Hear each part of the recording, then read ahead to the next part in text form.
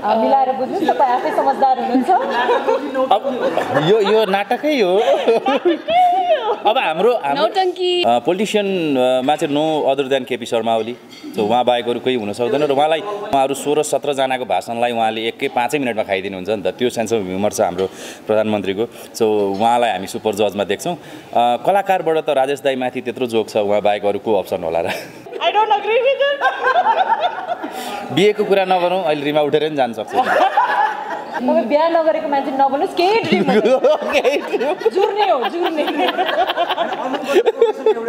अनि यहाँ सुन्नु न बिहाको क्वेसन जति सबै तिमीलाई किन सोधेको उहाँहरूलाई कि चाहनुहुन्न कि मैले बिहा गरौँ भनेर कि नहोस् भन्ने निकालिहाल्न सक्दिनँ म कसैलाई पनि जिन्दगीबाट पनि अनि प्रोफेसनली पनि खास गरी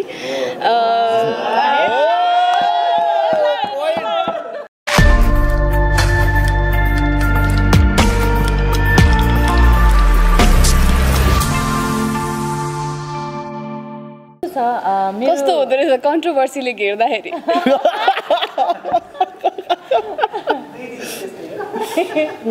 ओके यस्तो भयो मेरो चाहिँ लाइफको एकदम सिम्पल गोलहरू छ क्या त्यसमा के पर्छ भने एउटा गुड हेल्थ भयो अनि मिनिङफुल रिलेसनसिप्सहरू भयो होइन अनि फाइनेन्सियल इन्डिपेन्डेन्सी अनि त्यो बाहेक चाहिँ एउटा पर्पोज जसलाई चाहिँ पर्स्यु गर्न सकियोस् एउटा करियर एउटा प्यासन होइन जसलाई पर्स्यु गर्न सकियोस् अनि त्यसमाथि हामी कलाकार भएको भएर यो अर्थको भाषाहरू त्यति बुझ्दैनौँ हामी अनि म त अझ कति पनि बुझ्दिनँ नम्बर आउने बित्तिकै मलाई त एकदम अर्थको अनर्थ निस्किन थाल्छ होइन तर यो वर्ष कमेडी च्याम्पियन सिजन 1 सिध्याउँदै गर्दाखेरि मैले सिकेको कुरा चाहिँ के हो भने एउटा चाहिँ आफूलाई चित्त बुझेको मान्छेहरू आफूलाई मन परेको मान्छेहरूसँग बिजनेस गर्दाखेरि चाहिँ तपाईँलाई बिजनेस पनि सिकौँ हुन थाल्दो रहेछ मन पर्न थाल्दो रहेछ एउटा कुरा चाहिँ त्यो हो अनि अर्को कुरा भनेको चाहिँ आफू इमान्दार भएर काम गर्यो भने नि अन्त्यमा त्यसको रिजल्ट जहिले पनि राम्रो आउँदो रहेछ अभियसली अब अहिले यो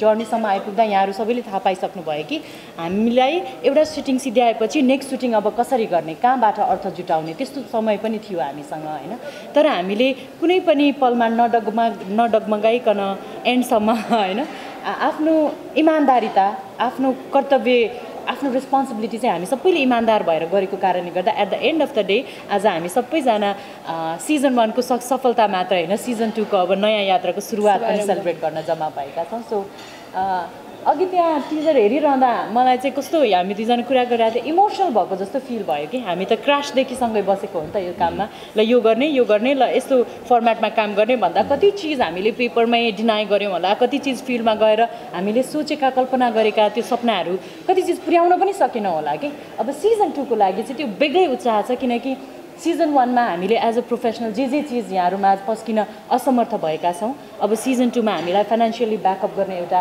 स्ट्रङ टिम भएको कारणले गर्दा hopefully we are looking forward कि एज अ प्रोफेसनल हामीले अझ बेटर हामीले चाहेको रूप दिन सक्छौँ भन्ने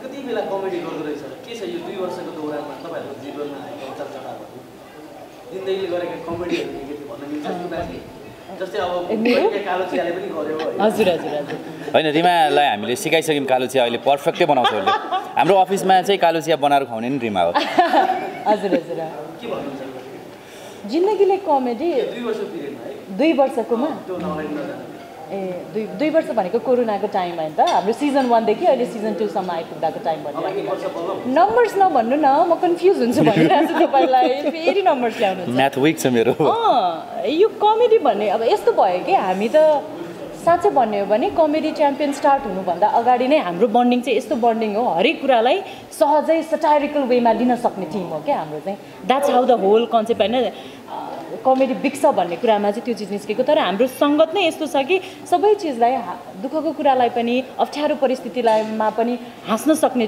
टिम छ क्या हाम्रो चाहिँ त्यो कारणले गर्दा अब कमेडी के गर्यो जिन्दगीले भन्दा मेरोमा मात्र होइन नि ओभरअल हामी सबैको त्यो कोरोनाभन्दा ठुलो कमेडी के होला त सबैको लाइफमा होइन र जस्तो अब भनिन्छ नि यदि मान्छे हाँस्यो भने औषधि नै खानु पर्दैन अरे अन्त यो टाइममा भन्न कोरोनाले प्रति हामीलाई छोडेर हाम्रो टिम सर्कलहरू के चिज हजुर पछिल्लो 1 वर्षमा कतिपल्ट बिरामी पर्नु अन्य बिरामी हुन्छ नि यो कोरोना बाहेक अन्य किन हाँस्ने प्रोग्राम चलाउनुहुन्छ तपाईँहरू? हजुर हजुर तपाईँले नै भनिहाल्नुभयो laughter is the best medicine होइन। हामीले त्यसको लागि सिजन 1 देखि सबैभन्दा आई थिङ्क हद परेको फिडब्याक हामीले पाएको भनेको चाहिँ यसले चाहिँ हामी कति हेक्टिक स्केड्युलबाट आउँदाखेरि पनि एकदम रिफ्रेसमेन्ट दियो यो प्रोग्रामले।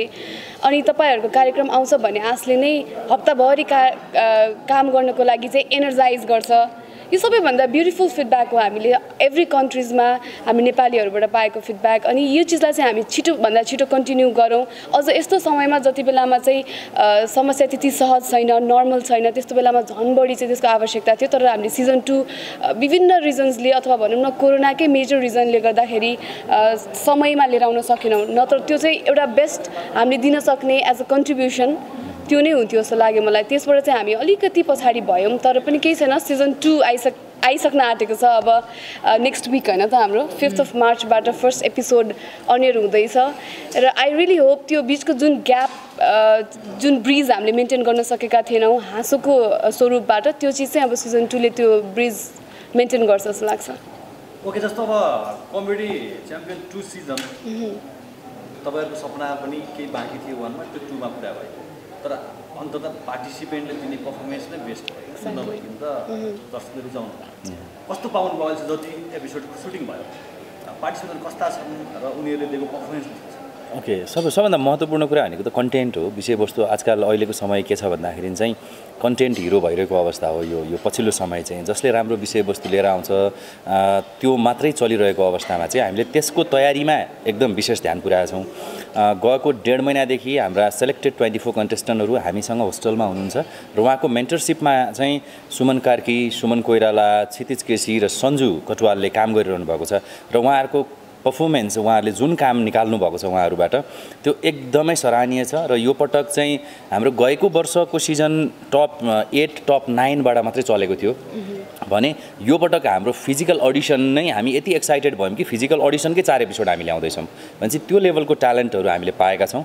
र हामी पछिल्लो वर्षभन्दा यो वर्ष कन्टेन्ट वाइज पनि हामी निकै माथि हुनेछौँ भन्ने विश्वास चाहिँ पलाएको छ यो अभ्यासहरू हेरिसकेपछि उहाँहरूको। अनि त्योभन्दा बाहेक त के छ भने हामीलाई एउटा चुनौती पनि छ, किनभने राजनीतिले नै यति ठुलो कमेडी गरिरहेको बेलामा हामीले उहाँहरूलाई जित्नको त नेक्स्ट लेभल तयारी त गर्नै पऱ्यो होइन। त्यस कारणले त्यो हिसाबले गरेका छौँ। र मलाई अहिले पछिल्लो समय चाहिँ आउने क्या अघि अनुपजीले सोधेको प्रश्नभित्र यो पनि र यो मलाई भन्न मन लागिरहेको थियो। पछिल्लो समय चाहिँ हामीलाई जति पनि मेसेन्जरमा आउने मेसेजहरू के हो भने विनर चाहिँ डिक्लेयर नै छ अरे यो वर्ष, हामीले रनरअप मात्रै खोजिदिनु पऱ्यो भन्ने कुरा छ। त्यही भएर हामी रनरअप खोज्दैछौँ र प्राइज मनी पनि रनरअप दिँदैछौँ हाम्रो।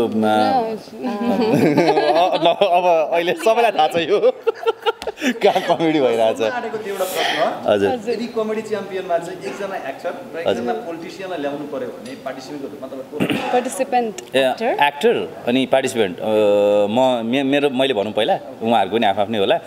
पोलिटिसियनमा चाहिँ no other than KP Sharma Oli, so उहाँ बाहेक अरू कोही हुन सक्दैन। र उहाँलाई हामी सुपर जजै बनाउँछौँ किनभने जजले पनि भेट्नुहुन्न उहाँलाई।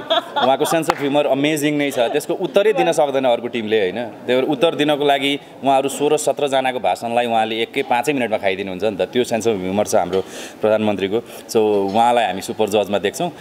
कलाकारबाट त राजेश दाई माथि त्यत्रो जोक छ, उहाँ बाहेक अरू को अप्सन होला र?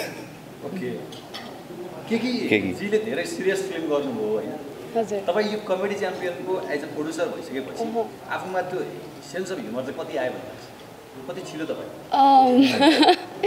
यस्तो सिजन 1 मा अघि रिमाले पनि भन्यो यो इमोसनल कुरामा चाहिँ म अलिकति अगाडि छु, फाइनेन्सियल पार्ट हेर्दिनँ भने जस्तो मेरो चाहिँ ठ्याक्कै अपोजिट। मैले चाहिँ यसको फाइनेन्सियल अभिभारा चाहिँ मेरो माथि परेको हुनाले गर्दाखेरि मैले चाहिँ यसको मेरो इमोसनलाई चाहिँ फाइनेन्सियल कुराले नै ड्राइभ गर्दै गयो कि त्यो फाइनेन्सेस राइट छ भने मेरो मुड फ्रेस हुन्थ्यो, फाइनेन्सेस अलिकति ब्यालेन्स छैन भने मेरो मुड त्यस्तै नै हुन्थ्यो। सो आई थिङ्क सिजन 1 पछाडि अब सिजन 1 गर्दा गर्दै छमाया छपक्कै गरेको हो होइन, जुन कमेडी फिल्म थियो जस्तो लाग्छ मलाई।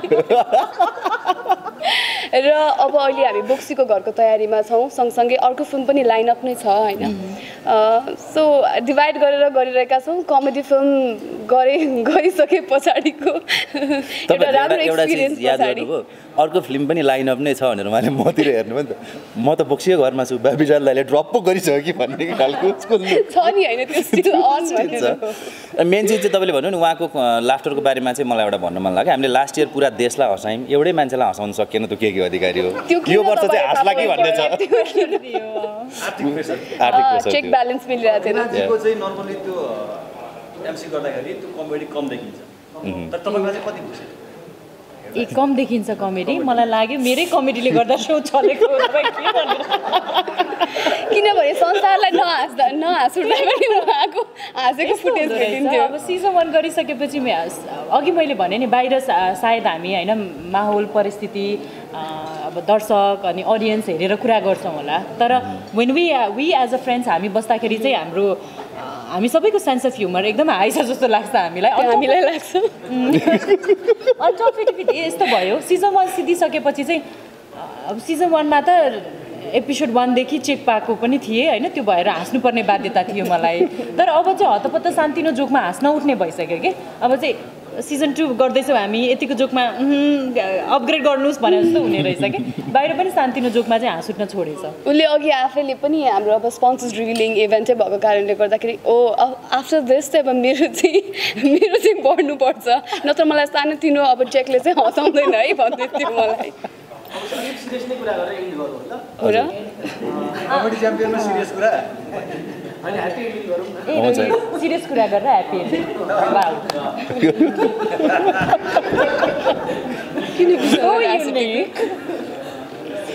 जस्तो मैले पछिल्लो 1-2 महिना यता एकदम बढी निहालिरहेको छु एउटा कुरा, जस्तो मिडियाको थ्रुबाटै नै भइरहेको छ यो कुराहरू। संस्कृतिमाथिको अतिक्रमण नै रहेछ। एउटा बच्चासँग कुरा गरिरहेको थियो, सानो भतिज थियो, अङ्कल दरवाजा लगाइदिनुहोस् न भन्दै क्या, ढोका लगाइदिनुहोस् भनेन क्या, कार्टुन भन्दै गर्थ्यो। अनि हिजो मात्र यही एउटा इभेन्ट थियो, त्यहाँ एकजना धुरन्धर कविजीले चाहिँ परेवा भन्न नजानेर कबुतर भन्दै होइन। त्यसैले अब यहाँ तपाईँहरूको इभेन्टमा पर्फर्मरहरूले कति वर्डहरू चाहिँ उताबाट आयातित वर्डहरू चाहिँ मिसाउने गर्नुभएको छ कि छैन, र मिसाएको खण्डमा त्यसलाई काट्ने गर्नुभएको छ कि छैन, किनभने यो चाहिँ अर्गनाइजरहरूले पनि काट्नुपर्ने अवस्था मैले देखिरहेको छु। सबैभन्दा ठुलो थ्रेड चाहिँ यहाँ भइरहेको छ। अब एउटा साधारण बच्चाले त दरवाजा लगाइदिनुहोस् न अङ्कल भन्दाखेरि आई थिङ्क यो सांस्कृतिक र यो भाषागत रूपको अतिक्रमण चाहिँ स्टार्ट भएको चाहिँ मलाई हाम्रो नेसनल टेलिभिजनको जुन स्याटरडेको 2 बजेदेखि 4-5 बजेसम्मको स्लट थियो नि, जहाँ चाहिँ हिन्दी फिल्महरू देखाइन्थ्यो। हामी आफै पनि त्यही जेनेरेसनमा ग्रो अप भयौँ, जहाँ चाहिँ हाम्रो लागि हिन्दी भाषा भनेको एकदमै सजिलो, एकदमै बुझ्नलाई पनि सजिलो, सँगसँगै यो चाहिँ चलन चल्तीको भाषा हो जस्तो हामी ग्रो अप हुँदाखेरि नै हामीले त्यसरी नै लिँदै आयौँ। अब यसमा कसको के गल्ती थियो, कसको त्रुटिको कारणले गर्दा त्यो चिज भयो अथवा त्यो नियोजित खालको नै थियो, त्यो हामीलाई थाहा छैन पोलिटिकली त्यसको के थियो स्ट्राटेजी। अदरवाइज मलाई चाहिँ त्यो बेलादेखि नै यो चिज चाहिँ सुरुवात हुँदै आएको र हामीले चाहिँ सक्दो सिजन 1 मा पनि हामीले जुन कन्टेस्टेन्टहरूले चाहिँ आफ्नो कन्टेन्ट रेडी गरेर आउनुहुन्थ्यो, त्यति बेलामा हाम्रो एउटा एक्सपर्टिज ग्रुप हुन्थ्यो जसमा चाहिँ हामी सेन्सर बसेर चाहिँ यो शब्दलाई चाहिँ नेपाली भाषामा के प्रयोग गर्न सकिन्छ भनेर चाहिँ फिल्टर गर्दै त्यो प्रयोगमा लिएर आउने कोसिस गरेका थियौँ। र अहिले त कोसिस नै गर्न सकिन्छ, किनभने हामी नै बोल्दा कति भाषाहरू हामीले चाहिँ आयातित शब्दहरू प्रयोग गरिरहेको हुँदो रहेछ जानी नजानी, किनभने हामीलाई त्यो भाषाहरू एकदम युज टु लाग्दै गइरहेको छ। हामी हुर्क्यौँ नै त्यही सुनेर स्याटरडेको 2 बजेको स्लट हिन्दी मुभी हेरेर, to be very precise Hindi नै भन्छु है म। सो त्यो चिजको लागि चाहिँ अझै केही समय लाग्छ र हामीले आफ्नो तर्फबाट गर्नुपर्ने कोसिस चाहिँ हामी गर्दै नै आइरहेको छौँ, बिकज यो टिभीमा आउने कुरा हो, सबै जेनेरेसनले चाहिँ त्यसलाई सिक्दै जान्दै हस्तान्तरण हुने कुरा हो जस्तो लाग्छ मलाई। So we trying our best. सबभन्दा अर्को इम्पोर्टेन्ट हामीले बुझ्नुपर्ने कुरा के छ भने नेपालको संविधानले संसदमै सबैलाई आफ्नो भाषामा चाहिँ स्पिच दिन छुट दिएको छ।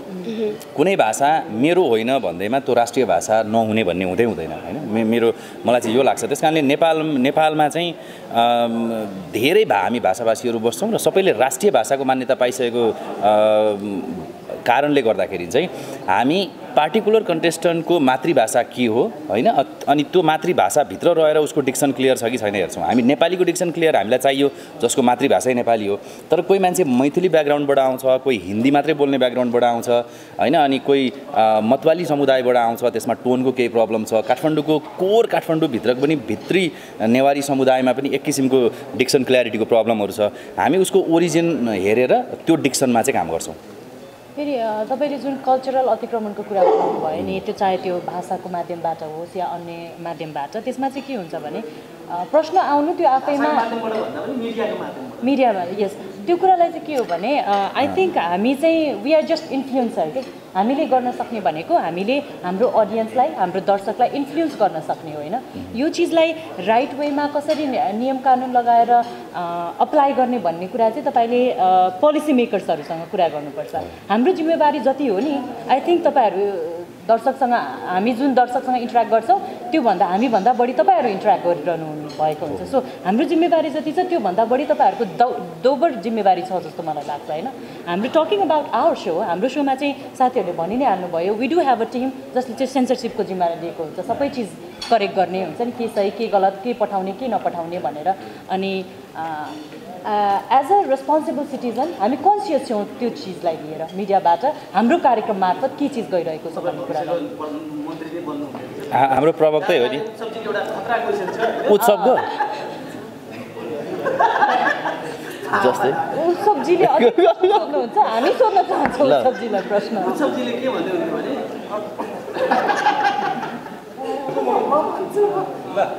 ल भन्नु भन्नु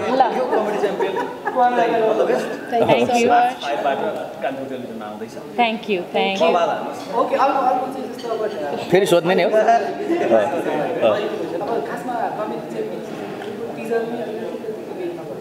हजुर हजुर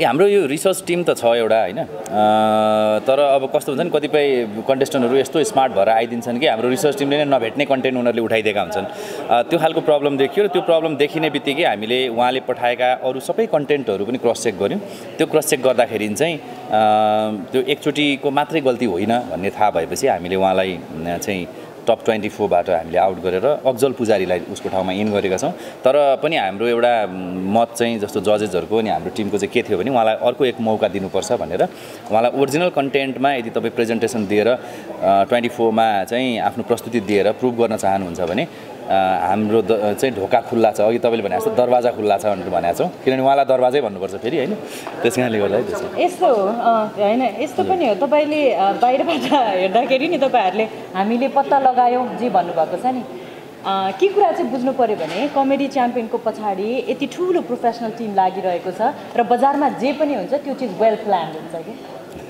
त्यो चिज भनेको भए हुन्थ्यो भनेपछि यस तपाईँहरूलाई थाहा छ अब वी अल नो पहिला पहिला राजाहरूको बारेमा कुनै पनि चिज अनाउन्स गर्नु पर्दाखेरि एकजना आएर ढ्याङ्ग्रो ठोकेर ल यस्तो हुँदैछ है भनेर समथिङ ह्याज होइन त्यहाँ केही न केही बज त हुनु पऱ्यो नि त बज गर्ने तरिकाहरू हुन्छन् वी वान्टेड द्याट बज मिलाएर बुझ्नु तपाईँ आफै समझदार हुनुहुन्छ यो नाटकै हो अब हाम्रो शब्द आगन्तुक शब्द हो कि हैन हाम्रो तर्फबाट प्रश्न उत्सवजीलाई के तपाईँको झगडा मिलो त कन्क्लुजन के भयो हामी जान्न चाहन्छौँ पत्रकारहरूको कन्ट्रोभर्सी हेर्दा के लाग्छ यहाँलाई अनि कन्ट्रोभर्सी हाम्रो मात्रै हुँदैन रहेछ पत्रकारको पनि हुँदो रहेछ भन्ने लाग्छ हजुर लकडाउनको टाइममा चाहिँ हाम्रो विजेता हजुर र तपाईँको सजनको चाहिँ एकदमै वार गरिहाल्यो त्यसलाई चाहिँ कमेडी च्याम्पियनको अर्गनाइजरको हिसाबले के भन्नु अब के छ नि हिमेशको युट्युब च्यानल पनि हेर्नुपर्छ हजुरले अनि सजनको त्यही त सजन अनि मैले भने सजनको युट्युब च्यानल पनि हेर्नुहोस् अनि त्यो झगडाभन्दा अगाडिको सब्सक्राइबर हेर्नुहोस् त्यसपछिको सब्सक्राइबर हेर्नुहोस् र उनीहरूको इन्कम हेर्नुहोस् के थाहा यो उनीहरू दुईजना साथी मिलेर प्लान पो हो कि प्लान एक्टिभिटी हुनसक्छ अनि अर्को एउटा के छ भने ब्याटल भनेको जस्तै स्ट्यान्डअपमा पनि त्यो हुनै गर्छ क्या आरोप प्रत्यारोप र त्यसका प्रश्न उत्तर हुन्छन् कहिलेकाहीँ त्यो बढेर झगडाको रूप पनि लिन्छ कहिलेकाहीँ चाहिँ त्यो बाई प्लान हुन्छ तर उनीहरूसँग कुरा गर्दाखेरि उनीहरूको बिचमा झगडाको रूप लिएको थिएन उनीहरूले एउटा लेभलसम्म पुर्याएर त्यसपछि बोल्न छोडे कसैमाथि विश्वास गर्न सकिँदैन उत्सवजीको प्रश्न हो यो मेरो होइन। ए ओके उत्सवजीको प्रश्न उहाँलाई भन्न लाग्दैन उहाँलाई ए ओके कुनै हिसाबले लाज लागेको देखिएको छैन तपाईँहरूको त्यहाँ स्थिति हेर्नु। विजयजीले सिद्धाइसकेको कार्यक्रम बढाइसक्यो होइन के यो बिहेको तयारी हो रे एकदम हट हुँदै जानु भएको छ अरे किन हट भएको बिहे नफाप्नलाई हो कि बिहे के को लागि हो थाहा छैन। नाक छेडेको थिएँ, नाक छेड्नुपर्छ बिहेको अगाडि भनेर एकदमै यहाँ पिलो आएर गाह्रो अस्तव्यस्त अवस्थामा छ मेरो नाक। अब यो के सिग्नल हो? अहिले नै तुरुन्तै बिहा नगर भनेको हो कि अब आई डोन्ट नो, यसलाई विश्लेषकहरू बसेर छुट्टै यसलाई निकाल्नुपर्छ होला। न होइन तपाईँ मङ्सिरदेखि आएर फागुनसम्म बिहेकै मात्र प्रश्न सोधिराख्नु भने ब्रिङ अप समथिङ न्यू। बिहेको प्रश्नले रिमालाई आई थिङ्क तपाईँको त्यो अघिको ह्याप्पी एन्डिङवाला क्वेसन यही होला। Happy ending equals to marriage होइन तपाईँको लागि? I don't agree with it. बिहेको कुरा नगरौँ, अहिले रिमा उठेर नि जान सक्छ। होइन गरौँ न, अब त बेला भइसक्यो, फेरि कुरा गर्ने बेला हुन थाल्यो। ओके अफिसियली के बिहेको होइन होइन सबैभन्दा इम्पोर्टेन्ट चिज भनेको तपाईँहरू केकीलाई मात्रै सोधिरहनु भएको छ क्या। यु नेभर नो यो 2-3 महिनाभित्र अर्को साथीले सरप्राइज गर्नु सक्छ यहाँनिर होइन हजुर। तपाईँले त होइन नि, होइन कतिचोटि गर्नु होइन के एकचोटि पछि गर्नै हुँदैन भन्ने छ त। ए होइन बिग्रेको छैन मिनिङफुल रिलेसनको कुरा गर्नुभएको छ मैले। यस मिनिङफुल त्यसलाई अलिकति डिफिनेसन दिनुहोस् न। मिनिङफुल रिलेसन भने तपाईँ के चाहनुहुन्छ? मिनिङफुल रिलेसनसिप बल्ल पोइन्टको कुरा आयो। सम्बन्धहरू जसले तपाईँको जिन्दगीमा भ्याल्यु एड गर्छ के, जस्तै केकीसँगको मेरो सम्बन्ध, विशालजीसँगको मेरो सम्बन्ध, त्यसले मलाई पर्सनली एज अ पर्सन पनि त्यसले ग्रो गर्न हामी कोही पनि पर्फेक्ट छैनौँ, सबैको आफ्नो कमी कमजोरीहरू हुन्छ होइन। त्यसको बावजुद पनि आफू पर्फेक्ट नभए नर्मल डेजमा त हामी सबैजना राम्रो मान्छे हो नि, तर त्यस्तो दिनहरू जुन दिन चाहिँ हामी अलि कमजोर फिल गरिरहेका हुन्छौँ, विक फिल गरिरहेका हुन्छौँ या ब्रोकन फिल गरिरहेका हुन्छौँ, त्यस्तो दिनहरूमा चाहिँ साथ दिने साथीहरू होइन मैले मिनिङफुल रिलेसनसिप त्यो अर्थमा भनेको हो। अनि उहाँहरू दुईजनासँगको मेरो सम्बन्ध चाहिँ पर्सनली मात्र मिनिङफुल होइन कि प्रोफेसनली पनि it's adding value to my life and career भनेको। केकीजीलाई चाहिँ अब नाक छेड्नुभयो बिहेको लागि पूर्व तयारी होइन खासै बोक्सीको घरको लागि हो होइन, क्यारेक्टर डिमान्ड। तपाईँलाई चाहिँ अब बिहे गर्ने उमेर घरको दबाब त पक्कै पनि होला होइन, त्यो त आइहाल्छ एउटा प्रश्न। तपाईँलाई चाहिँ बिहे नजिक आउँदै होला कि जिन्दगीमा मिलिन्छ कि मिलिन्न त्यस्तो खालको सोच आउँछ कि आउँदैन? अनि मैले चाहिँ त्यो दबाबवाला फेज पनि पार गरिसकेँ जस्तो लाग्छ मलाई। अब म थेत्तरो भइसक्यो। अब त्यो दबाब पनि आउँदैन। अब म थेत्तरो भइसक्यो। झगडा गरेको मान्छेहरू त मिल्छ नि यहाँ, बिहे त मिलिहाल्छ नि। केकीजीको कुरा यस्तो नआउनु प्लिज केकीजीको चाहिँ के हो भन्छ के हो केकीजीको? हामी पनि जान्न चाहन्छौँ खासमा चाहिँ। हो यो वर्ष मैले जुराउन खोजेको हुँदै भएन, के गर्ने अब? कसले मान्नु? हजुर उसले नै कस्तो अलमल्लेको तिमी? होइन मैले उतापट्टिको भर्जन के थियो बुझ्न खोजेको। उहाँहरू त मानिरहनु भएको थियो होइन? उहाँहरू मान्नु भएको थियो, उसले नै अलिकति क्वेसन एउटा गरेको। मान्छेको ड्रिम हुन्छ क्या यो प्रोफेसनको मान्छे भयो चाहिँ अलिकति कहिले हुन्छ नि सपनामा तपाईँ बिहा नगरेको मान्छे नबोल्नुहोस्, केही ड्रिम जुर्ने हो जुर्ने।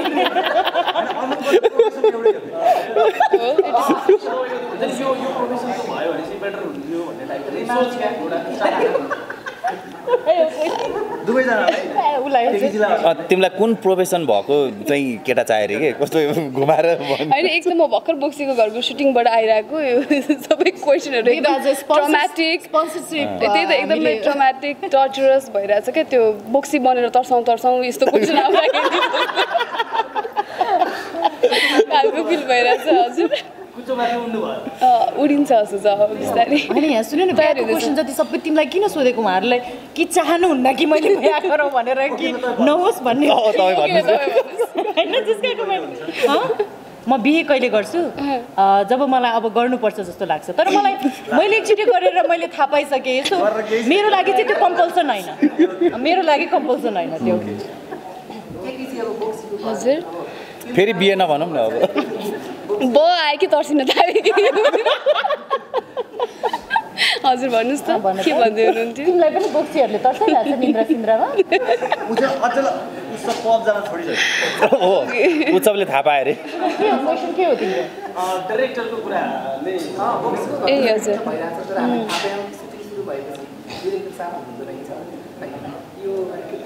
डिरेक्टर साहब तिमीले भने अनुसार त हुनुहुन्छ त नि किन नआउनु भएको होइन मलाई त उसले भ्रममा राखेको छ कि डिरेक्टर छ त विशाल दाइ भनेर आउनुहुन्छ फिल्ममा प्लिज बोक्सीको कुरा हो राम्ररी एन्सर देऊ हजुर अलिक पैसा रिस्कमा रहेछ हजुर हजुर तपाईँले निकालिदिएको भन्ने कुरा आइरहेको छ हजुर त्यस्तो होइन त्यस्तो तपाईँलाई मात्रै लागेको हो मेरो अनुहार हेर्दा मात्र म त्यस्तो खालको छु निकालिहाल्न सक्दिनँ म कसैलाई पनि जिन्दगीबाट पनि अनि प्रोफेसनली पनि खास गरी